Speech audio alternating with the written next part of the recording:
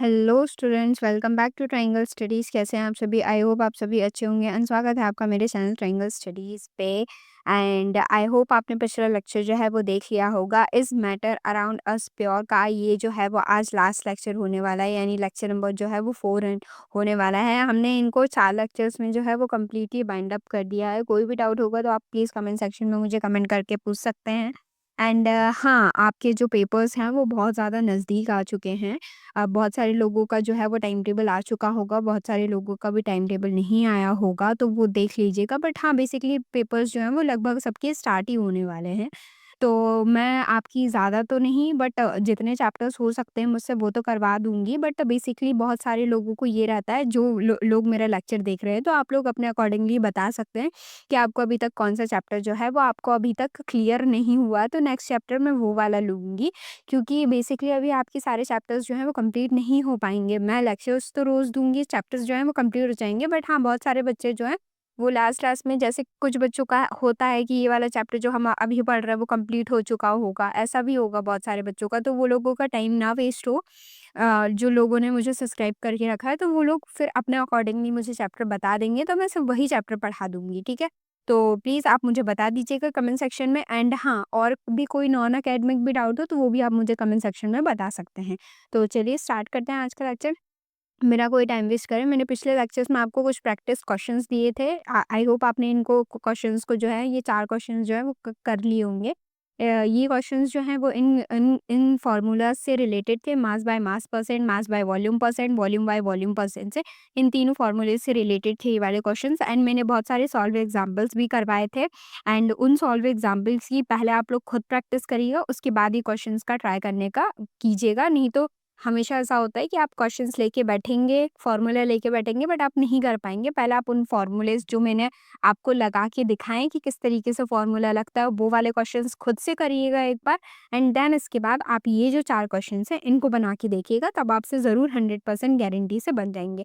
तो चलिए स्टार्ट करते हैं आज का लेक्चर। एंड कोई भी डाउट होगा तो प्लीज़ आप बता दीजिएगा, क्योंकि देखो लास्ट टाइम है। अगर आप मुझे अपनी बड़ी बहन मानते हो तो कोई भी चीज़ जो है वो पढ़ाई से रिलेटेड मुझसे प्लीज़ मत छुपाना। जो भी आपको चीज़ें चाहिए, जो भी चीज़ें चाहिए जो मेरे उसमें होंगी, तो मैं आपको ज़रूर प्रोवाइड करने की कोशिश करूँगी। तो चलिए स्टार्ट करते हैं। Difference between saturated and unsaturated solution. मैंने बोला था कि पिछली क्लास जो है वो आपका बेस है लेक्चर नंबर 4 के लिए। तो लेक्चर नंबर 3 आप ज़रूर से देख के आइएगा लेक्चर नंबर 4 देखने से पहले। एंड मेरे लेक्चर्स वैसे भी आप लोग जो सीक्वेंस में देती हूँ कि आपको ये लेक्चर देखना है, ये लेक्चर देखना है, ये लेक्चर देखना है, उसके बाद ही ये लेक्चर देखना है। अगर आप डायरेक्ट फर्स्ट क्लास ना देखे हुए सेकंड क्लास देखोगे तो आपको बिल्कुल समझ में नहीं आने वाली है। तो सैचुरेटेड एंड अनसैचुरेटेड सॉल्यूशन जो है वो हम थर्ड लेक्चर में ऑलरेडी देख चुके हैं, बट मैं आपको एक रिकैप देने के लिए यहाँ पे डिफरेंस बिटवीन के फॉर्म में लेके आई हूँ। तो अपन चलो फिर से एक और बार देख लेते हैं, ठीक है? तो बेसिकली सैचुरेटेड सॉल्यूशन होता क्या है? जहाँ पे no more solute can be dissolve at a given temperature. No more solute जो है वो डिसॉल्व होता है एट अ गिवन टेम्परेचर, मतलब अब ज़्यादा और सोल्यूट जो है वो हम ऐड नहीं कर सकते। बीकर लिया, वाटर लिया, एंड हम उसमें शुगर का सोल्यूट जो है वो शुगर को हमने सोल्यूट मान लिया, तो अब और सोल्यूट इसमें डिसॉल्व नहीं हो रहा है। मतलब पानी और जो शुगर का सोल्यूशन है वो दोनों क्या होगा, सैचुरेटेड हो गए हैं। हम इसमें और शुगर जो है वो ऐड नहीं कर सकते। नेक्स्ट ये है अपना अनसैचुरेटेड सॉल्यूशन। इसमें हमने जैसे ये बीकर लिया है, इसमें हम पानी डाला है हमने, एंड हमने 1 टेबलस्पून शुगर इसमें डाल दिया, मतलब 1 टेबलस्पून हमने सोल्यूट इसमें डाल दिया, बट अब इसमें भी हम 2-3 टेबलस्पून और डाल सकते हैं अपने अकॉर्डिंगली, ठीक है? तो इसे हम क्या बोल रहे हैं, अनसैचुरेटेड। ये अभी सैचुरेटेड नहीं हुआ और ये एकदम बहुत ज़्यादा हार्ड हो गया, मतलब कंसंट्रेटेड हो गया। अब इसमें शुगर जो है हमने इतनी डाल दी है कि अब शुगर जो है जब हम डाल रहे हैं दोबारा से, तो नीचे जाके ये बॉटम पे सेटल डाउन हो रही है, ठीक है? शुगर जो है वो डिसॉल्व नहीं हो रही है वाटर के साथ, मिक्स नहीं हो रही है, एंड नीचे जाके सेटल डाउन हो रही है। इसे हम क्या बोल रहे हैं, सैचुरेशन आ गया। एक वाटर का जो है वो सैचुरेशन आ गया। अब वो और पार्टिकल्स शुगर के क्रिस्टल को अपने अंदर डिसॉल्व नहीं कर सकता, इसलिए अब वो ज़्यादा पार्टिकल्स को डिसॉल्व नहीं कर पाता, तो नीचे जो है बॉटम्स में शुगर के क्रिस्टल्स जो है वो नीचे क्या हो जाते हैं, सेटल डाउन हो जाते हैं। एंड अनसैचुरेटेड में ऐसा नहीं होता, वो बहुत सारे क्रिस्टल जो है वो अभी भी ले सकता है। मतलब 1 ही चम्मच हमने शक्कर डाला है ना, 2-3 चम्मच और डाल दो अभी, वो अनसैचुरेटेड है। नेक्स्ट क्या है, अमाउंट ऑफ सोल्यूट। तो इसमें अपन क्या करते हैं, मैक्सिमम अमाउंट ऑफ सोल्यूट जो है इसमें डाल देते हैं, जितना उस पॉसिबल टेम्परेचर में पॉसिबल होता है। एंड इसमें अपन जो है वो लेस अमाउंट ऑफ सोल्यूट डालते हैं, तभी तो अपन को बार-बार इसमें मिलाते रहना पड़ता है, तभी तो ये अभी तक अनसैचुरेटेड है। समझ गए? नेक्स्ट क्या है, डिसोल्यूशन। मतलब ये मेरी भाषा में तभी तक ये अनसैचुरेटेड है, अगर इसमें मैक्सिमम अमाउंट ऑफ सोल्यूट हम एक ही बार में ऐड कर देते तो ये भी सैचुरेटेड हो जाता। बट हमने अभी इसमें less amount of solute add किया है, इसीलिए क्या है ये अनसैचुरेटेड सॉल्यूशन। डिसोल्यूशन क्या है? If more solute is added it will not dissolve and will settle down. इसमें वही बात जो मैंने आपको स्टार्टिंग में बता दी थी कि हम और ज़्यादा शुगर जो है वो डालेंगे, ऑलरेडी शुगर हमने बहुत डाल दी है, तो वाटर के पार्टिकल्स एंड शुगर के पार्टिकल्स जो है वो सारे एक दूसरे से बाइंड अप हो चुके हैं। अब कोई पार्टिकल वाटर का बेसिकली नहीं बचा हुआ है। तो अब जो और शुगर के पार्टिकल्स हैं हम डाल रहे हैं, तो वो अब किस वाटर के पार्टिकल से बाइंड अप हो, तो इसीलिए वो नीचे जाके बॉटम पे क्या हो जाते हैं, सेटल डाउन हो जाते हैं। वही लिखा हुआ है यहाँ पे, if more solute is added it will not dissolve and will settle down. Next क्या है? If more solute is added it will dissolve completely. इसमें क्या हो रहा है? इसमें अभी तक वाटर और शुगर के पार्टिकल्स जो हैं वो पूरे वाटर के पार्टिकल्स अभी ख़त्म नहीं हुए, और शुगर हम डालेंगे तो वो वाटर के पार्टिकल्स क्या हो जाएँगे, बाइंड अप हो जाएँगे। अभी थोड़ी-सी मतलब थोड़ा और बचा हुआ है कि हम शुगर डाल सकते हैं। तो इसमें यही लिखा है मोर सॉल्यूट इज़ एडेड, वो भी क्या हो जाएगा, और अगर अपन शक्कर इसमें और डालेंगे तो अभी वो क्या हो जाएगा, डिसॉल्व हो जाएगा। अभी इसके पास ऑप्शन है, इसके पास अभी ऑप्शन ही नहीं बच रहा। कंसंट्रेशन कैसा है इसका? इसका मैक्सिमम कंसंट्रेशन है एंड इसका बिलो मैक्सिमम कंसंट्रेशन है। ये बहुत ज़्यादा कंसंट्रेटेड, मतलब बहुत बहुत ज़्यादा गाढ़ा-गाढ़ा सॉल्यूशन बन गया है, एंड ये जो है वो अभी बिलो मैक्सिमम है। हम इसमें अपने अकॉर्डिंगली जितना शुगर मिलाते जाओगे उतना ये कंसंट्रेशन का पॉइंट जो है वो बढ़ता जाएगा। एग्जाम्पल कैसा है? When no sugar is dissolved in water at 25 degree centigrade and when sugar is still dissolving in 25 degree. अपन को पता कैसे चलेगा? जब शुगर जो है वो डिज़ॉल्व नहीं होगी वाटर में, तो हमें मान लेना है कि वो सैचुरेशन पॉइंट आ गया है, तो सैचुरेटेड सॉल्यूशन। एंड जब शुगर जो है वो अभी तक डिज़ॉल्व हो रही है वाटर में, तो उसे हम क्या बोल देते हैं? Unsaturated solution. Basically I hope आपको समझ में आ गया होगा कि saturated solution and unsaturated solution में क्या डिफरेंस है। हमने नेक्स्ट थर्ड लेक्चर में इसको कंप्लीट कर लिया था, बट फिर भी मैंने एक रिकैप देने के लिए आपको एक बता दिया है। नेक्स्ट पे चलते हैं, अब देख लेते हैं। हमें ये टेम्परेचर का इफेक्ट पढ़ना था, इसलिए हमने सैचुरेटेड एंड अनसैचुरेटेड सॉल्यूशन को एक और बार देखा है। तो टेम्परेचर का इफेक्ट क्या पड़ता है किस पे? सैचुरेटेड सॉल्यूशन पे। ये देख लेते हैं। The amount of solute that can dissolve in a solvent depend on the temperature. जो अमाउंट है सॉल्यूट का वो किस पे dissolve, that can dissolve in a solvent depend on the temperature. किस पे डिपेंड होता है? टेम्परेचर पे डिपेंड होता है। जब सॉल्युबिलिटी को हम इंक्रीज कर देते हैं तो टेम्परेचर भी क्या होता है, अपने आप इंक्रीज हो जाता है। तो बेसिकली यहाँ पे अपने पास क्या कहते हैं, 2 केसेस हैं, जब अपन ने टेम्परेचर को क्या करा, इंक्रीज़ करा, और जब टेम्परेचर को अपन क्या कर रहे हैं, डिक्रीज़ कर रहे हैं। तो बेसिकली देखो क्या हो रहा है यहाँ पे, जब हमने सॉल्यूट को क्या किया, डिसॉल्व किया, तो इसमें देखो अपन ने क्या किया, टेम्परेचर को जब हम इंक्रीज़ कर रहे हैं तो क्या हुआ, बेसिकली ये बीकर बनाया हमने टेम्परेचर को इंक्रीज़ करने के लिए, हमने नीचे बर्नर लगा दिया, फ्लेम जला दी। तो टेम्परेचर का क्या हो गया, टेम्परेचर जो है रेज़ हो चुका, अपना टेम्परेचर यहाँ पे रेज़ हो चुका। तो बेसिक सी बात है, जो सैचुरेशन आ गया था पानी में, तो वो अब क्या हो जाएगा, वो अब वापस से अनसैचुरेटेड सॉल्यूशन हो जाएगा, एंड इसमें और जो हम शुगर हमने डाली थी, जो नीचे बॉटम में सेटल हो रही थी, वो भी क्या हो रही थी, अब वाटर के पार्टिकल्स के साथ मिक्स बाइंड अप होने लगी थी, और सॉल्यूशन वापस से कैसा हो गया, अनसैचुरेटेड हो गया, एंड अब इसमें हम और शुगर जो है वो मिक्स कर सकते हैं। एंड वहीं पे जब अपन क्या कर देते हैं, टेम्परेचर को जो है, ये बीकर अपन ने लिया, टेम्परेचर को अपन जब डिक्रीज़ कर देते हैं, जब अपन एक बात आपने देखी होगी, जैसे घर पे बहुत सारे मेहमान आ जाते हैं, तो अपन एक बड़े से बीकर में क्या करते हैं, पानी लेते हैं, उसमें शक्कर डालते हैं रसना बनाने के लिए, ठीक है? तो अपन रसना बनाने के लिए तो अपन क्या करते हैं, ठंडा पानी लोगे, तो देखा होगा आपने, ठंडा पानी लेते हो तो आपको वो जो शक्कर जो है वो गोल-गोल बहुत ज़्यादा देर क्या करनी पड़ती है, घुमाना पड़ता है। बेसिकली मुझे तो गर्मियों में यही काम मिलता था, जैसे जब छोटे-छोटे थे ना, तो मम्मी लोग बोल देती थी कि चलो तुम लोग शाम को, तो यही काम रहता था, क्योंकि अक्सर जो है वो लोग आते ही रहते हैं, गर्मियों में बहुत सारे लोग आते हैं मिलने के लिए। तो क्या होता था कि हमें शाम से ही बिठा दिए जाते थे कि ये लो शक्कर और पानी, और तुम लोग इसको मिलाते रहो, मिलाते रहो, मिलाते रहो। तो क्या करते थे, जब ठंडे पानी में मिलाते थे तो बहुत ज़्यादा टाइम लगता था। वहीं पे जब पानी जो है वो हल्का-सा गर्म हो जाता था, मतलब गर्म पानी लेते थे हम लोग, तो शक्कर क्या है, जल्दी डिसॉल्व हो जाती थी, और जब ठंडा पानी रहता था तो शक्कर जो है वो बहुत ही लेट डिसॉल्व होती थी, और कंप्लीटली सैचुरेटेड नहीं हो पाती थी, मतलब समझ गए? एंड यहाँ पे लिखा है less solute that can be dissolve and unsaturated solution can become saturated, excess solute में क्रिस्टलाइट आउट। इसमें क्या हो सकता जाता था, पानी जो है जल्दी सैचुरेटेड हो जाता था, मतलब ज़्यादातर जो शुगर के क्रिस्टल्स थे वो नीचे सेटल्ड ही रहते थे, वो जल्दी-जल्दी नहीं पिघलते थे। बट इसमें आपने देखा होगा, गैस के ऊपर आप चढ़ा के पानी और शुगर डालो तो वो तुरंत क्या हो जाता है, घुल जाता है। बेसिकली आप चाय बनाते होंगे रोज़, तो चाय में आप क्या डालते हो? चाय पत्ती डालते हो, शक्कर डालते हो, तो कितनी जल्दी चाय में जो शुगर आपने डाली तो वो कितनी जल्दी डिसॉल्व हो जाती है।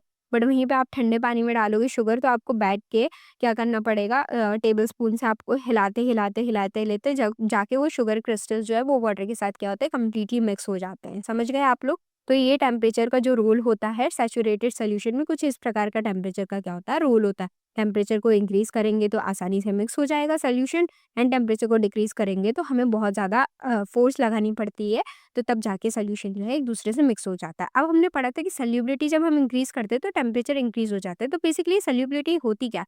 सॉल्युबिलिटी एक चीज़ होती है जिसे हम क्या बोल रहे हैं, बेसिकली यहाँ पे लिखा हुआ है 100 ग्राम और 100 ml of solvent eight a specific temperature.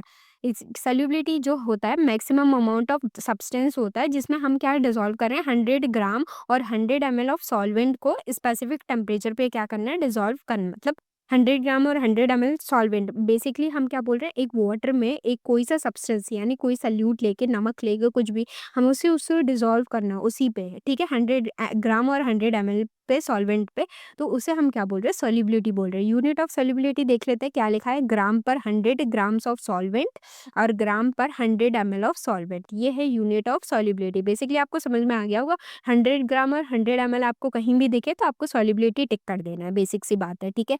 Next पे चलते हैं, अब फैक्टर्स अफेक्टिंग सॉल्युबिलिटी देख लेते हैं। सबसे पहला फैक्टर क्या है, nature of solute and solvent. Nature of solute and solvent क्या है, लाइक डिसॉल्व लाइक, आपको पढ़ना है 10th क्लास में जाके, like dissolve like.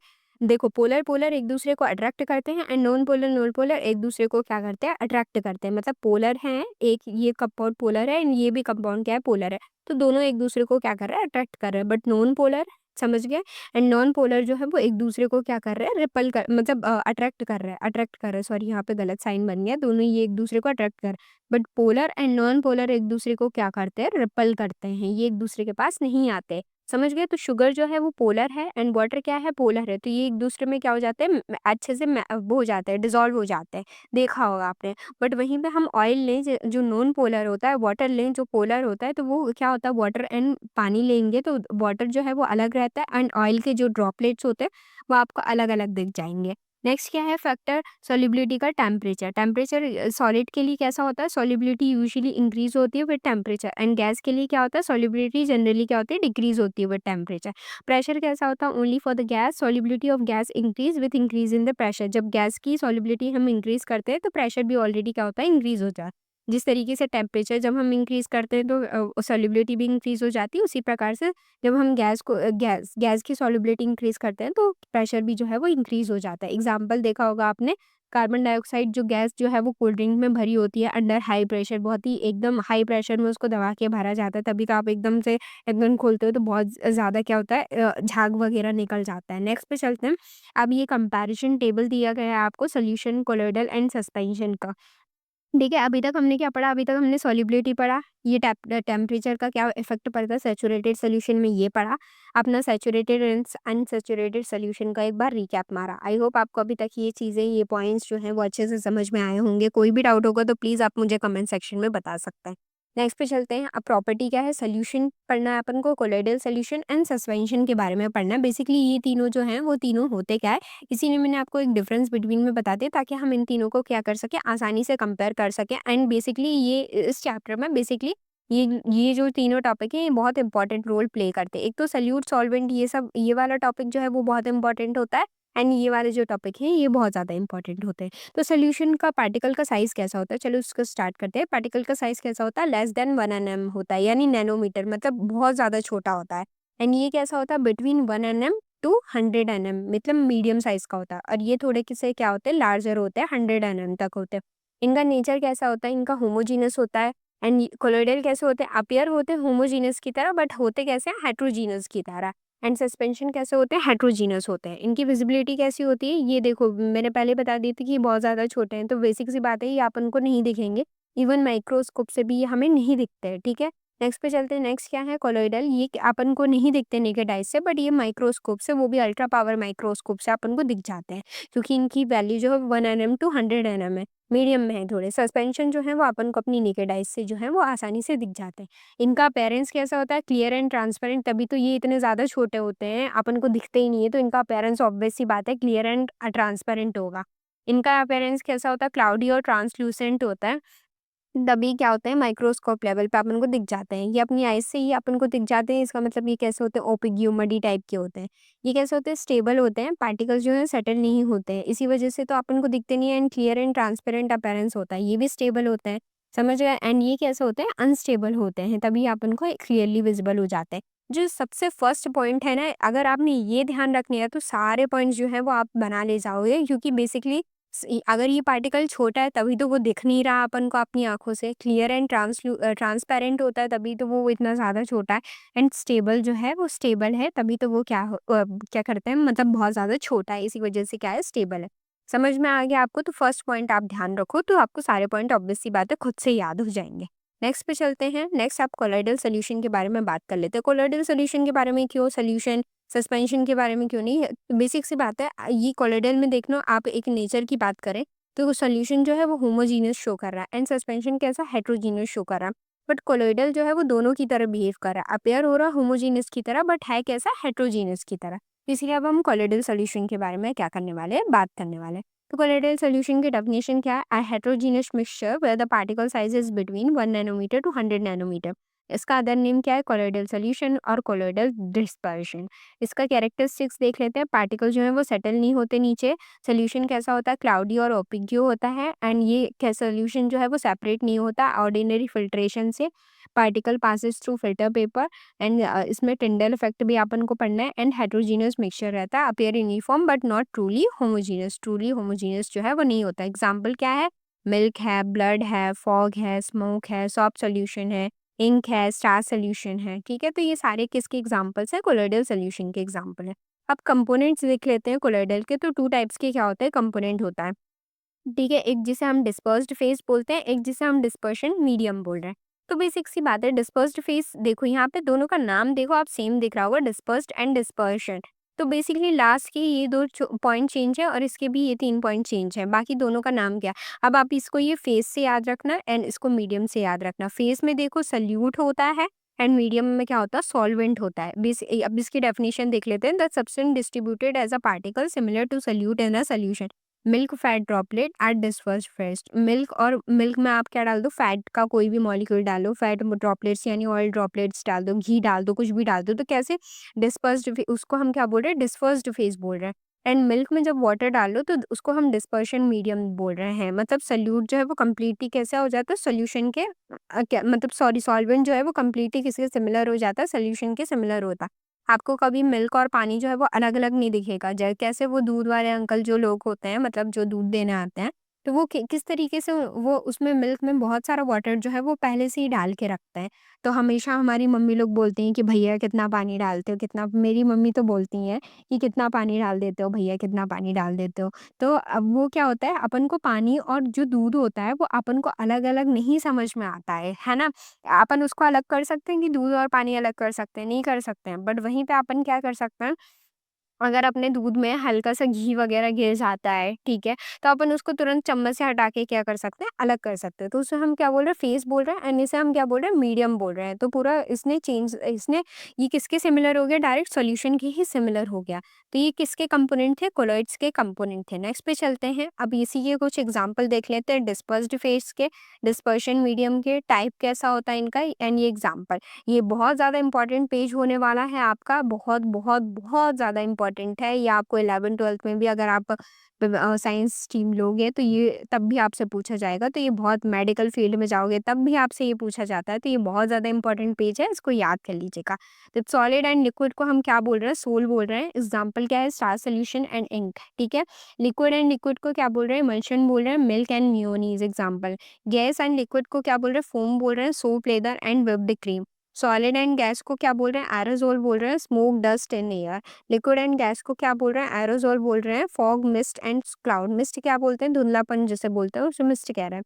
Solid and solid को क्या बोल रहे हैं, solid, sol and coloured glass and gemstones. ये सारे क्या हो रहे हैं, इसके एग्जांपल हो गए, इसके टाइप्स हो गए। ये टाइप जो है वो बहुत ज़्यादा इंपॉर्टेंट है, ध्यान रखना। एंड प्लीज़ कोई भी डाउट हो तो आप मुझे कमेंट करके बता सकते हैं। मैं पूरे लेक्चर में जो है मैं 50 बार यही बोलती हूँ कि आपको डाउट हो तो प्लीज़ कमेंट सेक्शन में बता देना।